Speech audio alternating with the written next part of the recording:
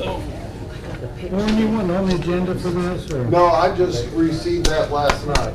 Oh, okay. You want on next meeting to talk, I mean, I'm not sure what.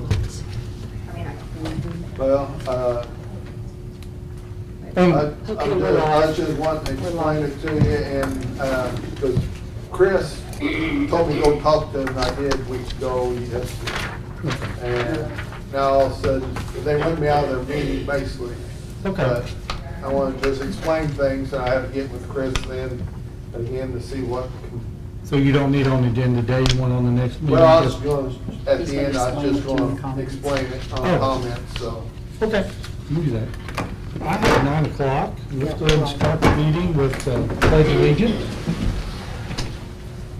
I pledge allegiance to the flag of the United States of America and to the republic for which it stands, one nation, under God, indivisible, with liberty and justice for all. Thank you, everyone. First thing I wanted, or second thing, I want to welcome Randy Cole, who's our new commissioner. He was caucused in last night to replace Greg Yarbo, who has resigned. When was his resignation? Don't ask me Anyway, Tom. about 2 weeks ago. Yeah. A week and a half, 2 weeks ago. I also want to congratulate Randy, and do you have a nickname? Because it's going to be confusing too, Randy. Randy. Randy C, Randy K. That's true, you're thinking too much. RC and RK. RC, RK. Anything I don't want to answer, you answer. Okay. We'll dodge that one. How's that? So. All right. And then next is the approval of the agenda with the addition of the auditor approval of election claims, and Mindy Lastly, the assessor, with amendment to the Tyler Technology contracts. I'll entertain a motion to accept with the. I'll make that motion to accept the agenda. Second. All right, motion made and second. Everybody in favor? Aye. Motion carried 3-0. All right, Pam, you're up. Okay, first off is payroll that was distributed on May the 9th to all county employees for $150,283.51. I'll make that motion to approve. Second. Okay, motion made and second. Everybody in favor? Yes. All right, also aye. Made, carried 3-0. Okay, next is a payroll benefit claim for health insurance that was paid out for $13,706.36. You'll just sign the last page.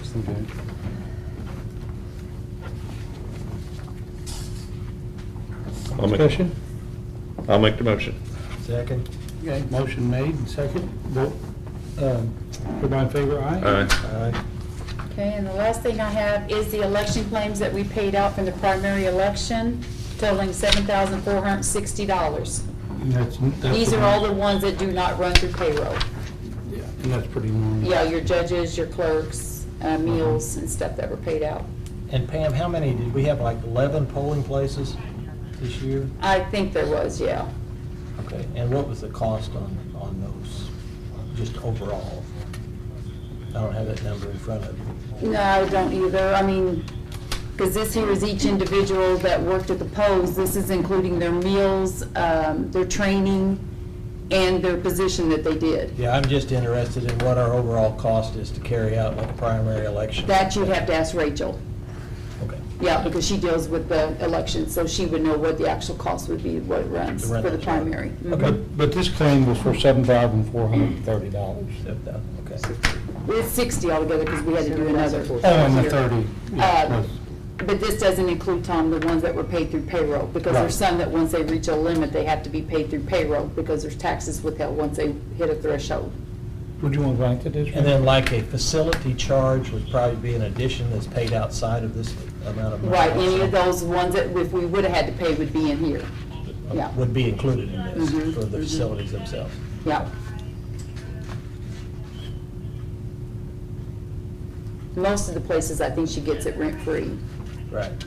I'm just looking, I know some of the other counties have switched over to a, and I'm not exactly sure of the terminology, where they can vote anywhere Yeah, in the it's county, there's a name for it.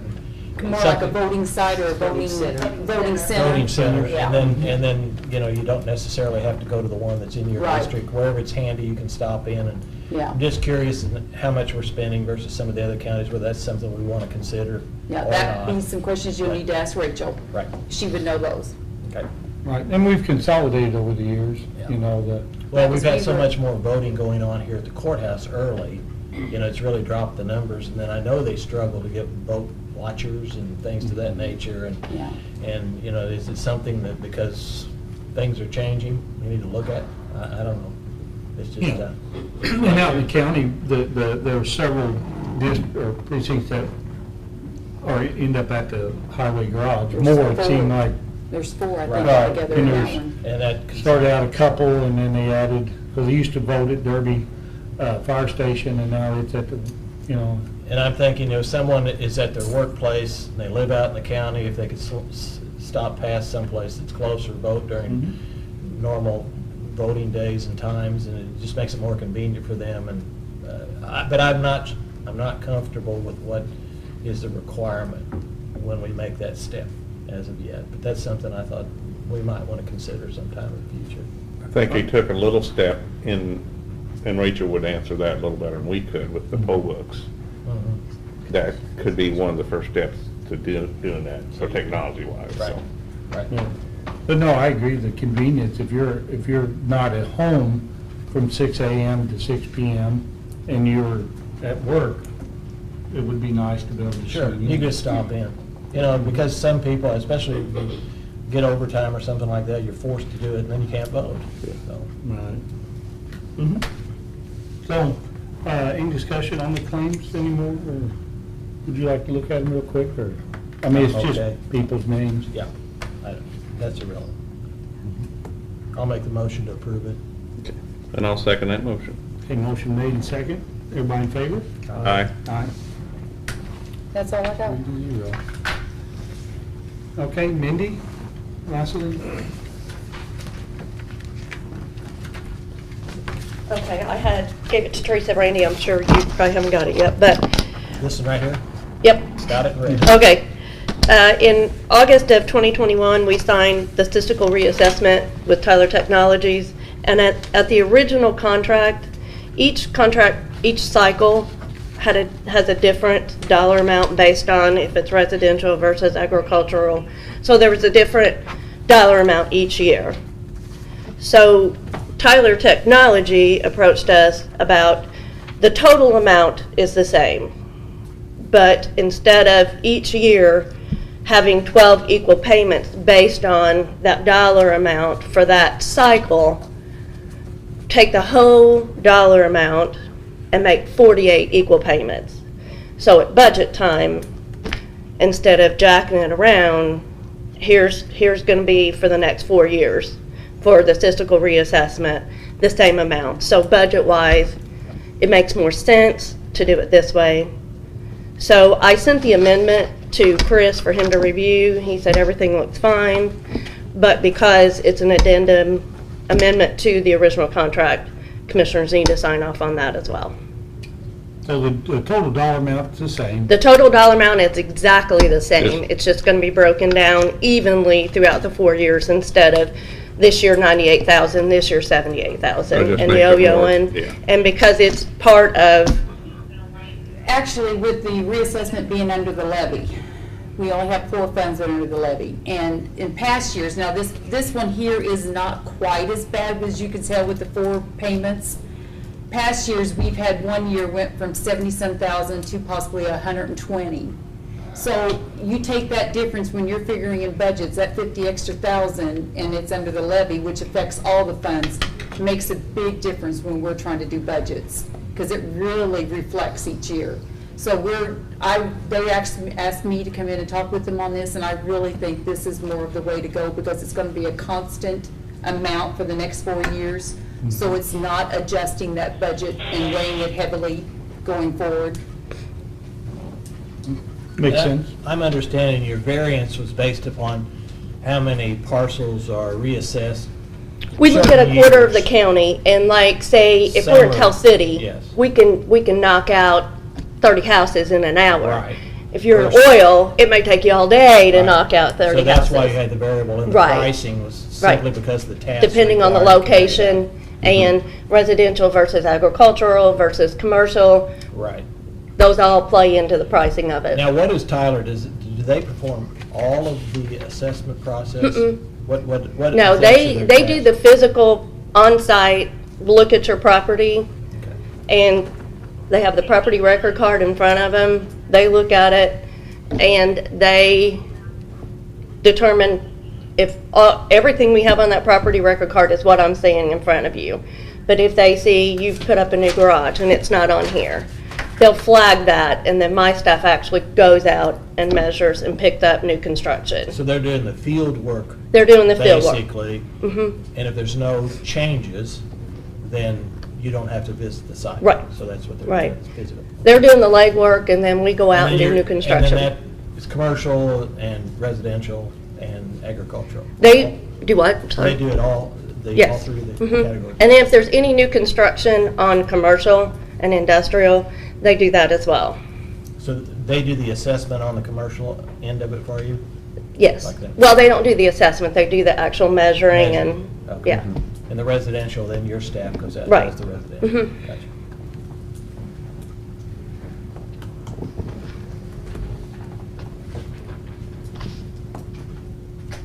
Any more discussion or? I mean, even it out, I know where Pam's coming from. This will work out better for budget Yeah, wise. it's hard, to make those swings like that. Well, I'll make that motion to approve. Okay, Second? motion made and second, everybody in favor? Aye. Thank you. And I need all three of you to sign this original, Okay. and then I'll get it from Pam later. Okay. Thank you.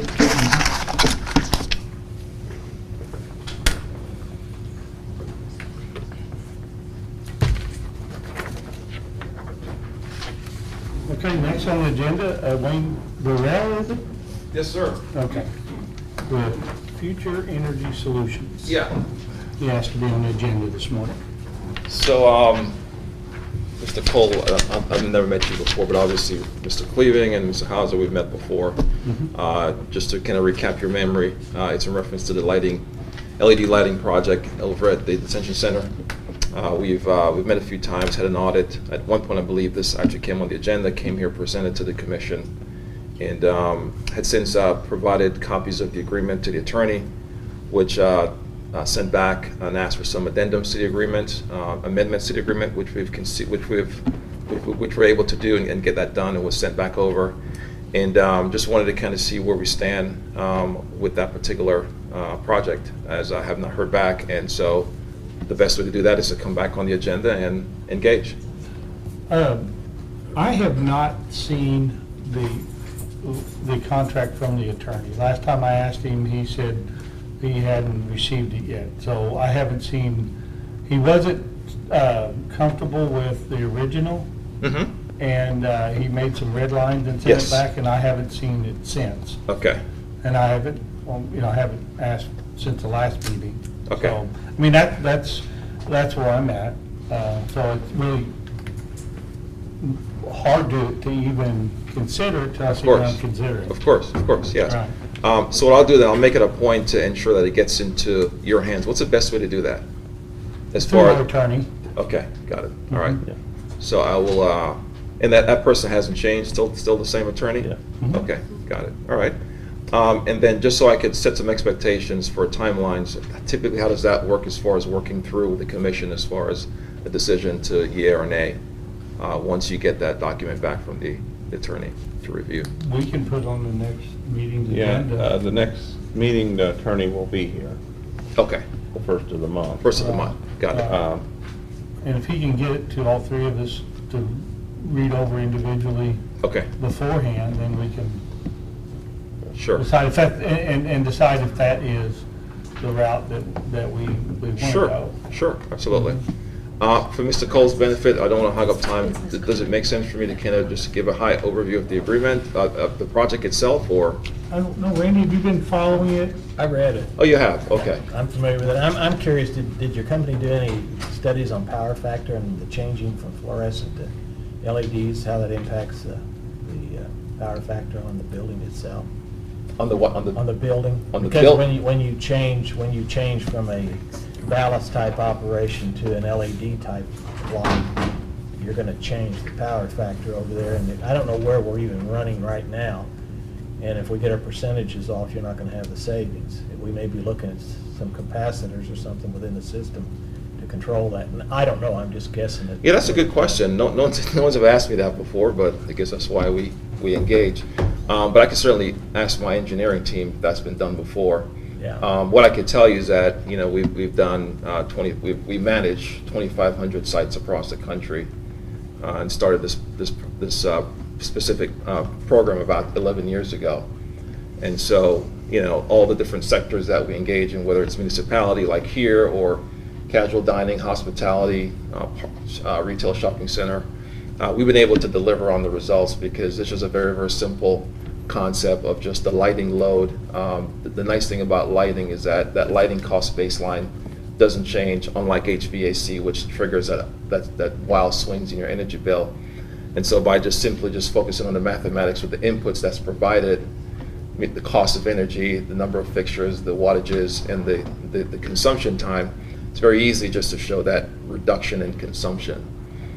In fact, I believe one of the flexibility we offered is to do a post-installation measurement and verification to give you that added peace of mind, so that we come back afterwards and measure to see that If drop I in understand consumption. correctly, and I may be wrong, and Alan may be more familiar with this here, but I think that's a requirement in jails and detention centers, that we provide a specific amount of lumens.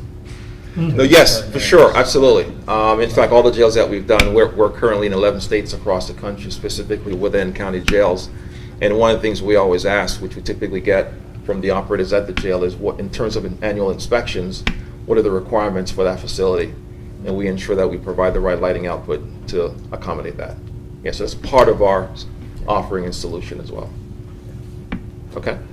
With your 11 years of experience with LED lighting, do you have any knowledge of the life of the LED lights on an average?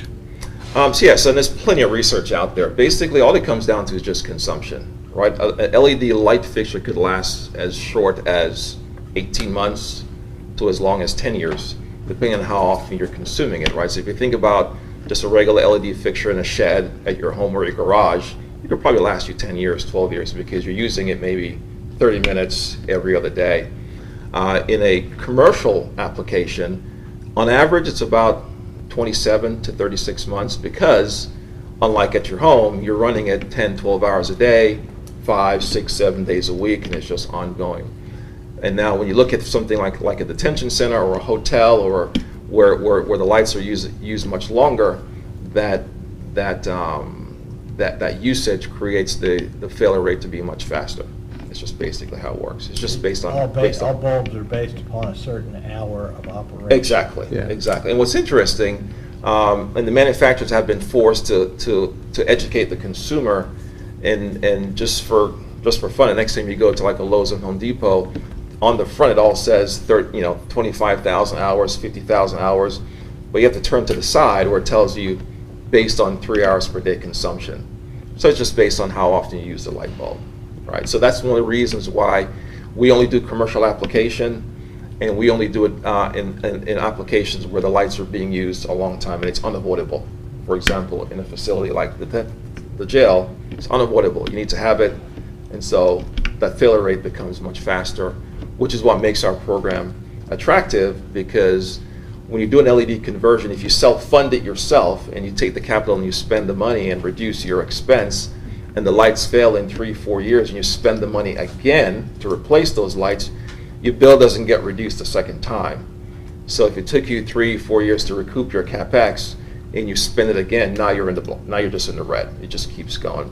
So the key to any LED lighting conversion, unless you do it from the ground up initially like a new build, if you're doing a retrofit or a conversion from old technology to new technology, the key is to be able to not having to spend the money again for as long as you can. And that is the value we bring, because we provide the maintenance on the fixtures for parts, materials, and equipment. And we're the only company in the U.S. that provides that type of But the only thing in the event of a failure of an LED bulb and a fluorescent converted fixture is simply putting the new one in and twisting it in place, am I correct? For those, yes. Obviously on the exterior or anything in a wall pack or any type of recessed scan application where it's a brand new fixture, then we're swapping out that fixture altogether. Yeah, so either way. But I think the majority of them over there are fluorescent. if I On the remember. inside, yes, the majority of the fixtures. On the exterior. We audited 474 fixtures and probably 85%, 90% of it is. Yeah, so it'd be just similar to putting in a fluorescent bulb. Well, in our case, we would remove the ballast because that Yeah, I also understand. consumes I know energy. that's on the conversion. I'm saying, as far as the maintenance concerned. Yes. It would simply be putting in a replacement bulb. Yes, In the correct. event there's a failure. Correct, on the interior. And then on the exterior, we're swapping out the fixture altogether. And that maintenance could be handled in two ways, because the maintenance is no additional cost to the county. So we could dispatch a local contractor to take care of that, or if Ron and his team wants to use his local maintenance team, we would simply provide the materials to them. They could take care of the maintenance and they invoice us for the time spent doing that job. One of your comments said, well, we'll say 27, 36 months. And you said, you know, if we do it ourselves and pay it up front, then we'd be out that cost again. So that'd be out your cost also. Correct. So the key to our program is that the way we design our fixture, they're designed to last. So the fixtures you buy in the open market, that's a great question, because the fixtures you buy in the open market that you're buying from manufacturers that are in the business of making and selling over and over again, naturally failure has to occur for them to stay in business. Our business model is the opposite. We design them to last much longer. So our bet is that when we put our lights in, we aren't maintaining it every 36 months. We maybe overspend of 15 years maintaining once, as an example. So the key to the program is the technology that's built into the fixture. But that technology would be for anybody though, wouldn't it, if you invested in it? Say that again? That technology is out there for anybody, not only your company, right? No, because again, it's almost like if you think about anything, think for example your car, right? Everyone knows that technology exists for a tire to run 200,000 miles, but they will never build it because it would crash the industry. So manufacturers build light fixtures to eventually, based on the amount of hours, to eventually fail, so they could keep manufacturing over and over again and keep selling over and over again. Planned obsolescence, and it's in everything that we consume, which is the reason why we don't sell it, because if I sell it to you, I probably won't see you for the next 8, 9, 10 years, which is the reason why we give it away and do a energy saving split. So this particular project, just as a recap of the numbers, it's projected to save the county approximately $130,000 over the next 15 years without a capital outlay, simply because of the fact that we're going to share in the savings, and the compensation back to FES on day one is the same as the compensation back to FES on year 15, because we fix our compensation almost like a mortgage rate where it's fixed and never changes. So it creates that inflation hedge over time as cost of energy goes up.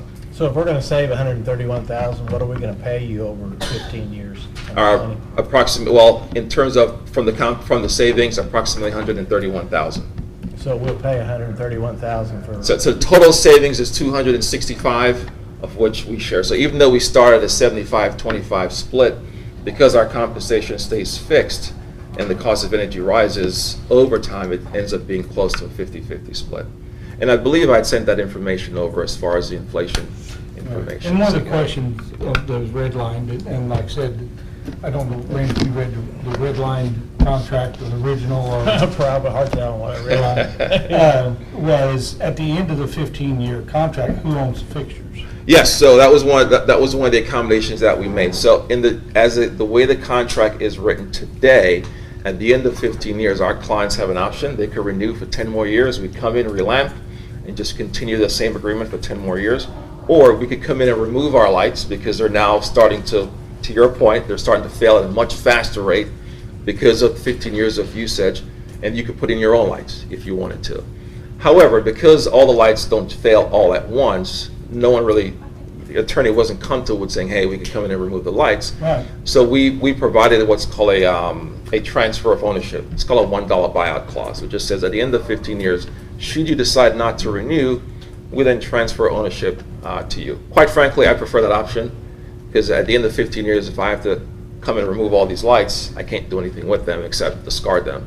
It's an expense to me, so I have no issues offering a $1 buyout. So that Well, I way, would think, let's take a look at this fixture right here. The county owns that fixture. yes. Okay. Mhm. You're not gonna come take our fixture out, are you? Because we've No, already, no, paid it. we're- All you've done is come in there, remove the bulbs, and remove the We're talking about the ballast, bulbs. We're talking about the bulbs. rewired it so it accepts an LED bulb. Correct. Okay. Okay, we're talking about the bulbs. So that's all you do is take the bulbs out? Correct. And Anything that's on chances the, are- anything that's on the agreement, whether it's a bulb, a fixture, combination of both, that's what we would take back. Right. Because at that point, they're depreciating, they're turning yellow, right? And so if you said, hey, I just want to redo my facility, come get your lights, remove them so I can put my lights in, that's an option. Or what the attorney requested was just, at the end of 15 years, give us the flexibility, if we decide not to renew, to remove your lights as they fail, which is basically, we were able to accommodate that. That's not a problem. I think what we need to consider is, we need to, like he said, specifications on fixtures. Exactly, he's correct. You can produce one that will last little or no time. Then you can produce one that lasts a long time. You guys have all bought equipment, you know what I'm talking about. And we need to seriously sit down and see which direction we want to go and spec some fixtures out, so that we can get competitive pricing here. And life expectancy of the Yes, fixture. similar, because if someone comes in and lowballs us on something that's gonna cause us issues in a year, well, that's probably not what we wanna do. And if we can get everybody on the same level, then we have something comparable for us to sit down and actually talk about. That we can compare apples to apples and not Yeah, apples because, to oranges. you know, there's all kinds of things, and same with the intensity of the lights, the color of the lights. Those things need to be considered before you take an entire building and change it, and then you're not happy with the color and the light and how it works. And what, you know, and not to keep putting you off, but. No, you're fine. Go ahead. You know, we did have some quotes of contractors coming in, but the information that we have, in my opinion, really doesn't give us the apples to apples comparison. Well, it won't, because remember, what the contractors are giving you, first of all, just from a financial standpoint, is you have to go into your pocket and find that money to pay. Right. And Ours is, you're paying for money you're currently spending. So that's, so from a And- financial standpoint, it's different. Second piece is, with a contractor, to your point, and Randy, you brought up a good point as well, is, you know, how are they sourcing these things? What consideration was given when they did the audit in what was going to be, what the finished product was going to be? So for example, for us, with our custom lighting solution, our in-house team of engineers were asking the question, hey, and you know, this is the question I've asked the operators as well, is if you have an annual inspection every year, what are the requirements for the lights? That's important to your question, right? So what are the what are the lumen output? What's the color temperature? All those things are critical. So we handle those things as part of our solution to the client. And the reason we have to do that, because again, as you can now imagine, if we fund that project and put the lights in, and you fail an inspection, I then have to take those lights out and put more lights in again, because I'm contracted to deliver a finished product to you that's going to be to your satisfaction. So we've got to get it right the first time. And like I said, you know, we've got 2,500 examples of projects we've done that I like to think our engineers know what they're doing. So we ask those questions up front before we install. One more thing that we do is before we install, and again, just to recap your memory and for Mr. Cole's sake, when the contract is signed, we don't go straight to installation. We dispatch a neutral third-party contractor. The audit that we did was executed by an FES employee. So when the contract is signed, we dispatch a neutral electrical contractor who goes behind and confirm the audit information, the quantity, the wattage on the bulb, all that different information. Because again, as you can imagine, the inputs need to be correct. So on the back end, the results demonstrate for itself, right? So if this room, for example, operated 24 hours a day, every single day, you know, just based on your rate of energy, it's going to cost you the same dollar amount every month. And so the contractor has to confirm that what we have on the agreement is in fact 32 watts. And then we're going to come in and give you, for example, 12 watts. So you're saving 20 watts per tube. You're still operating 24 hours a day. You're still doing the rate of energy, and the math just works itself out. right?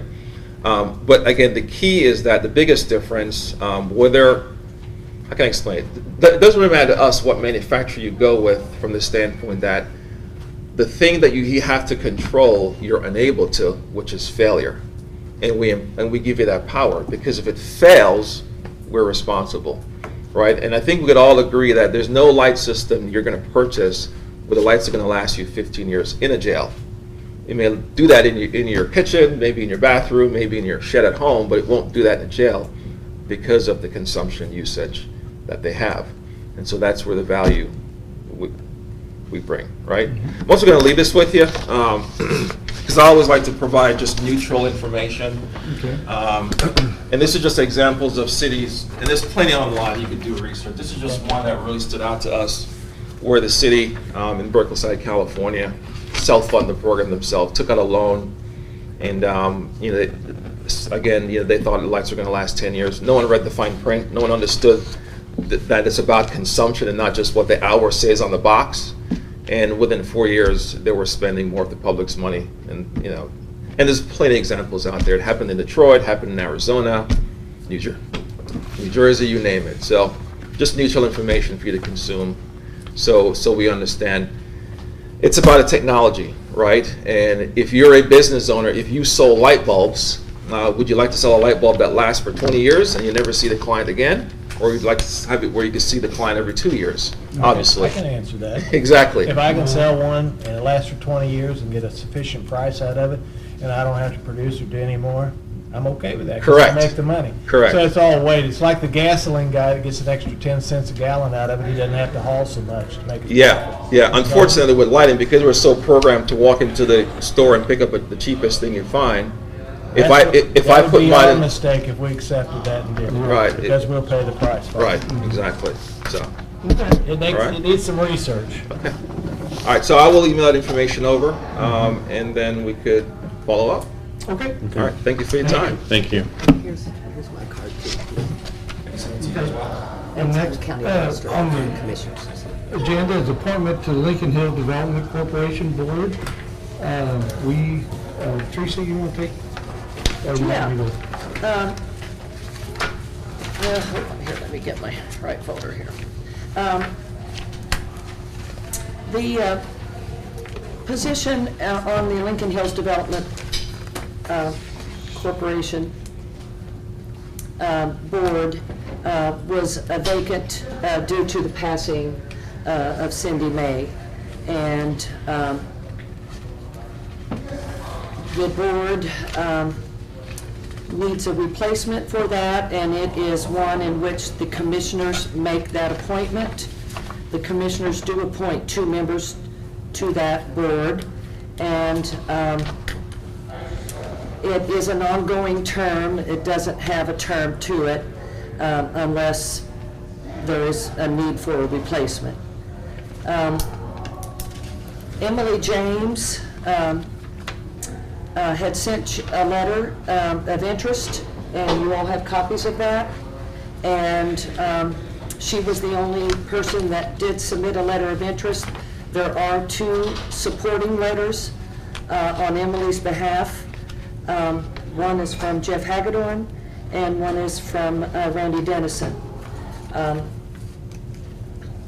I put out on the website the information about the board appointment. They actually had a job description, and I did post that as well. And the board is actually made up of members from 3 counties, and they, there's a process that they go through as far as their appointments. If you want more information on that, I can provide that. But as far as the county goes, as far as public official appointments, it's 2 members from the commissioners. And we announced this over 6 weeks ago. Exactly. Yeah. Okay. Any question, Randy? I'm assuming it's been publicized, and she's the only one that has interest, and I personally am not familiar with her, but as long as... She's on, and as you can see on the letter, she serves on the United Way Board of Directors, also as an associate member of Tri Kappa. on the Mental Health Coalition, and she's an RN and Quality Management Director at Perry County Memorial. And I know Cindy May was a nurse as well. And the supporting letters, they felt that you know, I know they mentioned about the healthcare background was definitely a plus, I'm comfortable. and her background in her other affiliations. Little information on that, anytime we got a board appointment, Randy, we always give 6 weeks notice for the public can gather As long as that's information. followed, that's Yeah, that's and all you can ask. this is what we did with this one also. When it came up, I think it would need somebody a little quicker than that, but it had to wait 6 weeks, so. And they were fine with waiting? Yes, after we explained what our policy was, or way we I have do a things. question. Yes? That's not a political appointment, is it? No. So, I'll make a motion to appoint Emily. Okay. That I'll position. second it. Okay, motion made second. Everybody in favor? Aye. Aye. Motion made second, carried 3-0. Okay, in the comment, Warren Taylor, you asked to be. I was asked to be put on the agenda, but the letter in front of you, I received yesterday evening from the Tell City Historical Society. And what it all boils down to, they're upset that they had a lot of the coroner's records over the years. When the courthouse was moved, somebody, the clerk, I'm not sure who approved it, let the Historical Society have a lot of the old coroner's records. By Indiana statute, the records are supposed to be retained by the coroner.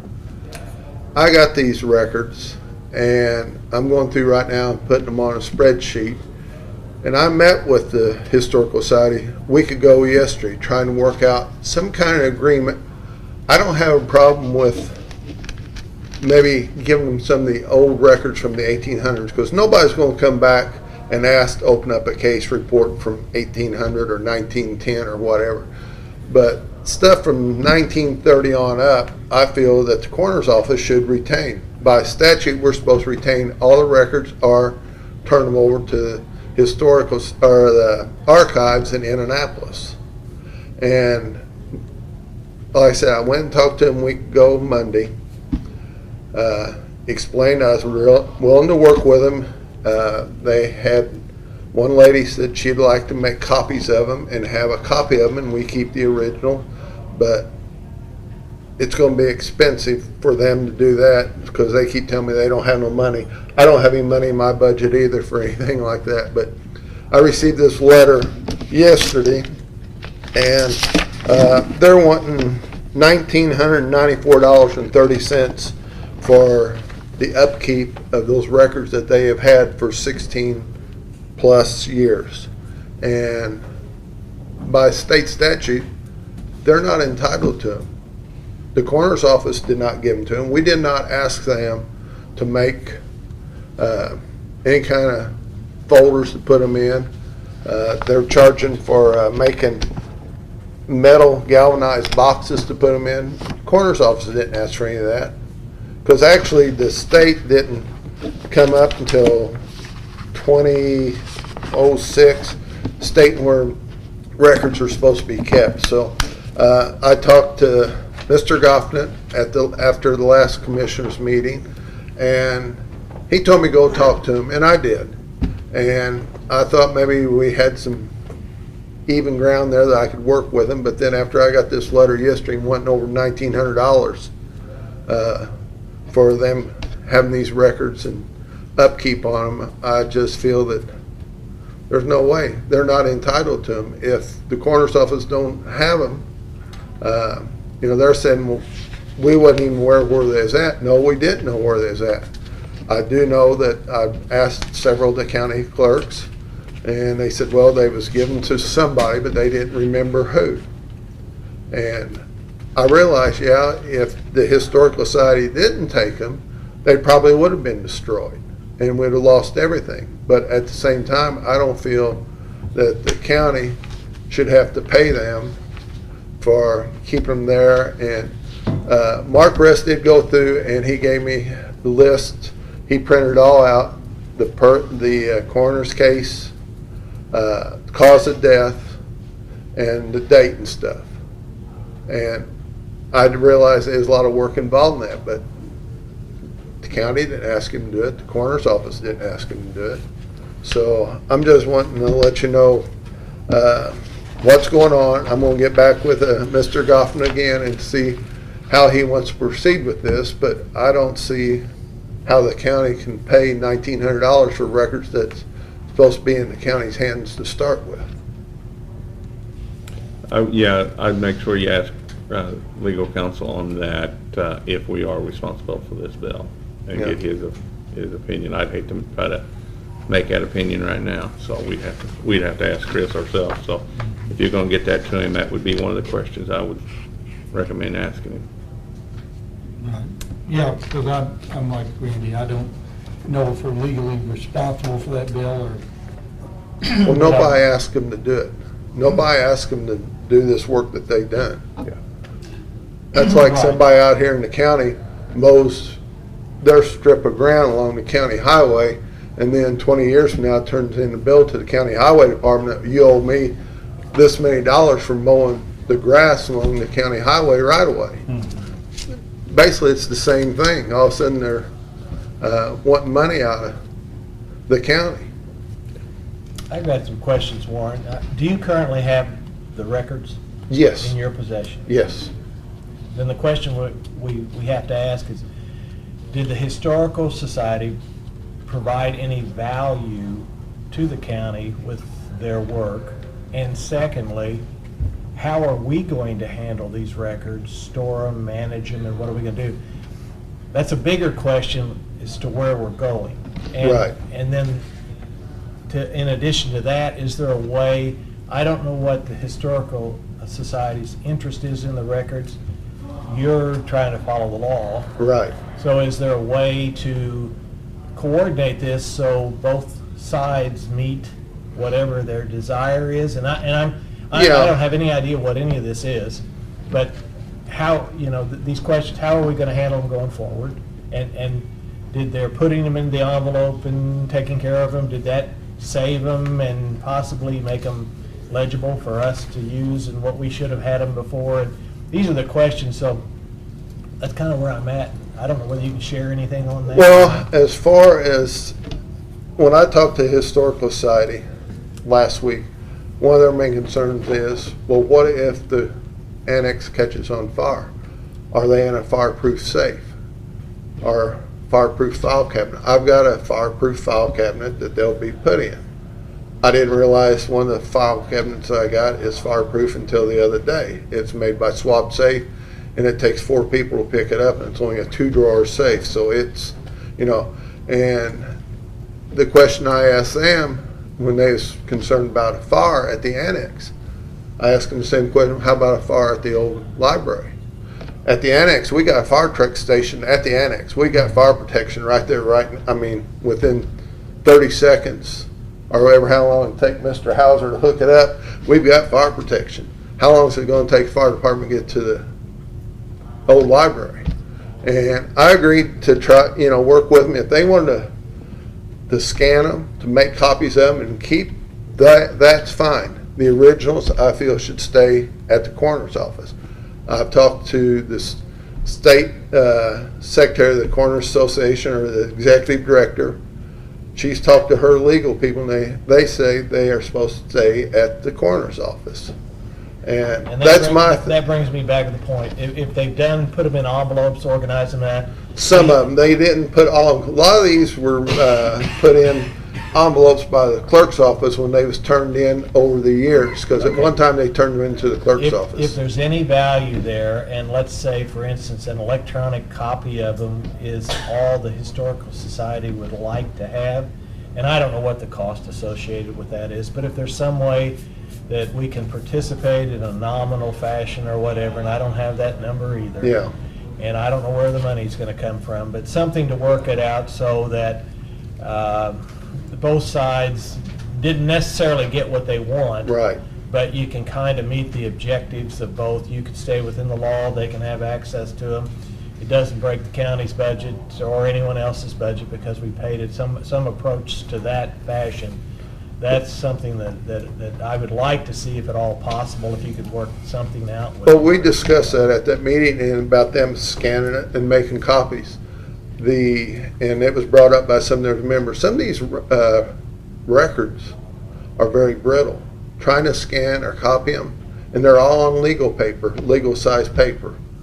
And if they start handling them a lot, I'm afraid, they're going to be destroyed. You may be taking photos of it, but there's So- methods to do it. But I don't know what the. But cost who's associated going to pay the expense? 'Cause Exactly. the Historical Society, I know, doesn't have any money in their budget for stuff like this. I don't have any money in my budget either for it. So then we're back to what are we going to do with it And we now? don't know if we're talking $100 or $10,000. Right. That's the problem. That's Well, the question I would have too, the work that they did it add value? If it did, how much value? And then,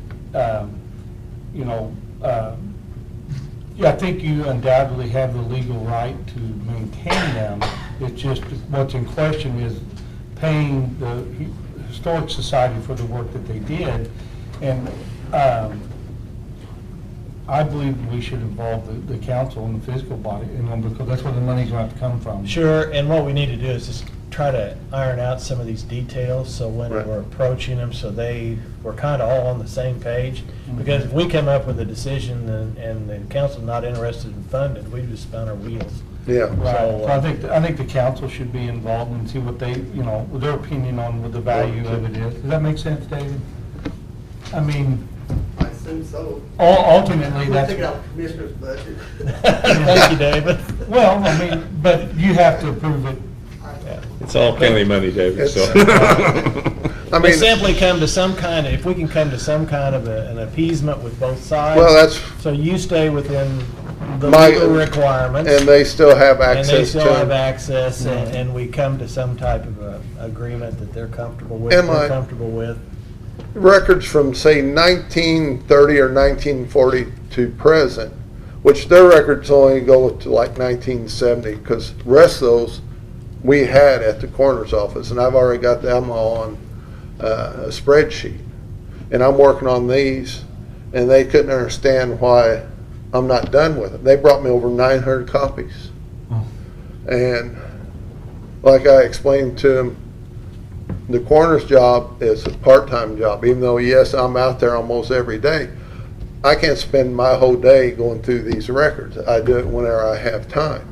And I'm willing to work with them, but from 1930 or 1940 to present, I'd like to keep those original records at the coroner's office, because you never know if the state police might say, well, we want to look at a case from 1955. We're going to open up a cold case. They come to the coroner's office for those reports. Then I have to send them to the Historical Society, and they have to find somebody to open up, let them get in and look at them. It's a lot easier to keep them there at the coroner's office. I The think- ones in the 1800s, I don't have any problem with them keeping them, because nobody's ever going to probably ask to see those records The only way anyway. to archive them at the state too is to put them on microfiche, correct? But when the state gets them, they keep them. But I know that, Yeah. but the only way to do that is to put them on microfiche, correct?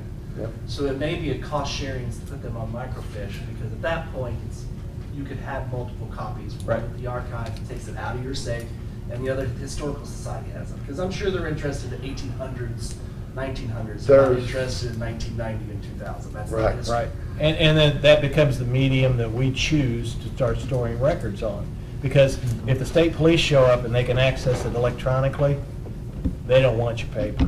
Right. So, I mean, that's how, so that's just something that we need to decide if that's the technology we're gonna embrace, and then. Or that's you another- do as coroner, what your suggestion is, and, if we're gonna go to the microfiche. And then the costs associated with something like that. Maybe it's split. Yeah, Bring back- that's exactly, something that works out for all of us. Okay, well, I'll get with Mr. Goffin also and get back with Mark Rest, because that was one of the first things they brought up at their meeting was, we don't have no money to do anything with. Right. Well, welcome to the club. Anything that they've done in good faith. Right, and They didn't do this. And I understand that they put a lot of time, because I know just by what I'm doing, going and putting it on a spreadsheet, it took Mark and whoever helped him a lot of time to do this. I mean, it wasn't something that was done in a day or two. Right. And they did it in good faith for the Yes. right reasons. And, Yeah. and you're wanting them in your possession for the right reasons. Because I'm wanting to stay within the guidelines of the law, but I understand where they're coming from, that, you know, they like having for historical value, and I realize that, but when he sent me, when I got this letter with this bill, I thought, this ain't no way, because nobody, I did not ask them, as the three commissioners, you didn't ask them to do it, but they took it on their own, and that goes back to like somebody mowing the right of way in front of their property. Yeah. But And then I turn a bill in. suspect this was done before any of us were in office. Well, that's true, yeah, it was done 16 years ago or better. One thing, if Chris would say we're not liable for this bill, that don't mean we can do it in good faith. We can figure out, just like what Randy and Tom said, we can, Okay. I mean, we They're need an to ask for. asset- They're an asset to our community and. Right, and, you know, and I understand what they're wanting, and I agree with them. It's just that the way the law reads and stuff, I don't want to be held responsible for what violation of state statute on county records. Yeah. That's the first thing you have to do is. stay And there's within a the lot law. of records still missing. And I mean, and who knows where they're at? I've called some of the previous coroners to check on records. And it's, well, we turned them in. Well, they're not there, but at the same time, I don't think the Historical Society got all the records. I was told back when it was moved that a lot of stuff was carried out of the courthouse and burnt or thrown away. That they felt there's no need to have anymore because they wasn't storage for them. So chances are a lot of these records that I'm missing Or destroyed. are destroyed right now, so. Isn't there a process, Pam, to destroy any records? They have to go through a committee, right? Yes. We have a committee formed, and then you've got your destroying your, as far as what's on record and not, and you have to go through the state archives whether or not. Yeah, that's all. I think that covered, those last 2 pages basically cover what guidelines you have to follow through, so. I think it's Okay, We've chairman, done that. yeah, We've done that yeah, I'll do in the that a year or so, and then I think you have to, Tom. okay, well, I'll get with Chris when he gets back, because Chris has got a copy of what, like I said, I talked to him after the last commissioners meeting, so. Okay. And he told me to get with him, and I did, and this is where we're at. So I'll get back with Chris, and we'll try to get something worked out. And I'll go see the council. Thanks, Warren. Thank you, Warren. You're welcome. All right, any other comments? Next meeting? Next meeting will be Monday, June 6th at 6 PM here at the courthouse. All right, thanks, everyone.